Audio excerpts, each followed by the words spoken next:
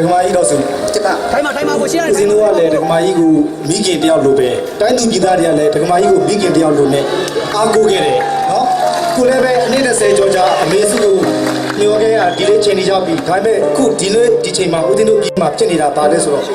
မြန်မာနိုင်ငံရဲ့အဓိကကျတဲ့မြို့တော်တော်များများမှာဦးသိန်းတို့ဘာသာတရားကိုထုတ်ချဲပြီးတော့အမျိုးမျိုးကြုံလို့ပြီးတော့ဒါနှိမ့်ဆက်ခန်းနေရတာလူမျိုးသားတွေကနှိမ့်ဆက်နေတာအမေစုအနေနဲ့အဲ့ဒါအတက်လည်းဆိုဘယ်လိုများအကောင်းဆုံးဖြစ်အောင်လုပ်ပေးနိုင်ပါမလဲအဲ့ဒါ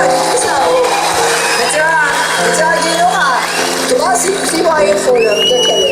9ရက်6ရက်9ရက်မှာအဲ့ဒါဆိုရင်ဒီကဘာလုံးကနေပြီးတော့လူမျိုးစုံဘာသာစုရောက်ကြပါလားရောက်ကြတဲ့ခါကျတော့ဒီလူမျိုးစုံဘာသာစုမှာအားလုံးပဲညီညီနဲ့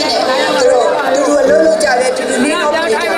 အဲ့ဒီလူငယ်တွေတကယ်တော့မေးကြည့်ပါလေအခုဆိုလို့ရှိရင်ဘာသာရေးနဲ့ပတ်သက်လို့လူမျိုးရေးနဲ့ပတ်သက်လို့ပဋိပက္ခတွေဖြစ်နေတာတွေကဘာဖြစ်နေတယ်လို့ထင်တယ်လေဒါတွေကိုဘယ်လိုလုပ်ပြေလည်အောင်လုပ်ဖို့လုပ်ရမလဲလို့ထင်တယ်လေဆိုတော့အဲ့တော့တပည့်တော်တို့ဆွေးနွေးတဲ့အခါကျတော့အခြေခံအပြင်လိုအပ်ချက်ကတော့အပြန်အလှန်နားလည်မှုရှိရမယ်အပြန်အလှန်လေးစားမှုရှိရမယ်တစ်ဖက်ကနေတစ်ဖက်ကိုအထင်သေးတယ်တစ်ဖက်ကနေတစ်ဖက်ကို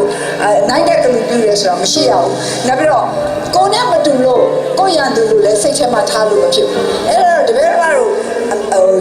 ပဋိပက္ခဖြစ်တယ်ဆိုတာနှစ်ဖက်ဖြစ်ပါတယ်နှစ်ဖက်စလုံးကကြိုးစားရမှာပါဒီတော့တပည့်တော်တို့ရဲ့နိုင်ငံအတွင်းနိုင်ငံသူနိုင်ငံသားများကိုယ့်ရဲ့နိုင်ငံကိုဥထိပ်ထားပြီးတော့ဒီနိုင်ငံအတွင်းမှာအေးချမ်းဖို့အတွက်ကိုအဲ့ဒါကိုအဓိကထားပြီးတော့လုပ်ဖို့အရေးကြီးပါတယ်တပည့်တော်လည်းပြောပါတယ်ဒီနိုင်ငံမှာအခုဖြစ်သွားဆိုလို့ရှိရင်ဒီနိုင်ငံအတွင်းမှာဖြစ်တဲ့ကိစ္စတွေသူ့ကြီးရဲ့ထီးအထီးကျန်ထားလို့မရဘူးဒီကမ္ဘာလုံးအဖြစ်ပြတဲ့နဲ့ဆက်နွယ်နေတယ်အဲ့ဒီဆက်နွယ်နေတာအကြောင်းမလို့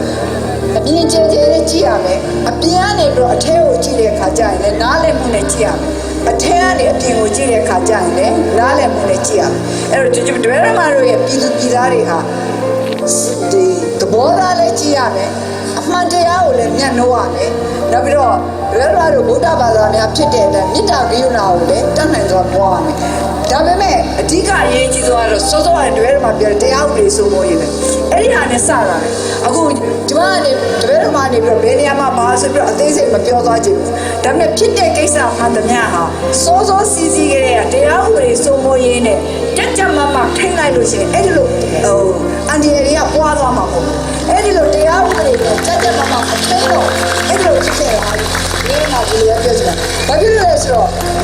တရားဥပဒေစိုးမိုးရေးရဲ့အရေးကြီးဆုံးရလဒ်တစ်ခုကပါလို့ဆိုလူတွေရဲ့စိတ်လုံခြုံမှုစိတ်လုံခြုံနေငါတို့အိမ်ကိုဘယ်သူမှလာပြီးမရှုပ်ဘူးငါတို့ကိုဘယ်သူမှလာပြီးတော့အန်တယ်မပြုံးစိတ်လုံခြုံမှုရှိပြီဆိုလို့ရှိရင်တယောက်နဲ့တယောက်နားနဲ့မှုယူလို့ရတယ်စိတ်လုံခြုံမှုမရှိတဲ့လူတွေတယောက်နဲ့တယောက်နားလည်မှုယူပါဆိုပြောလို့မရဘူးအဲ့ဒါတော့မဖြစ်နိုင်ဘူးဒါတော့တပည့်တော်မှာတော့တရားဥပဒေစိုးမိုးရေးကို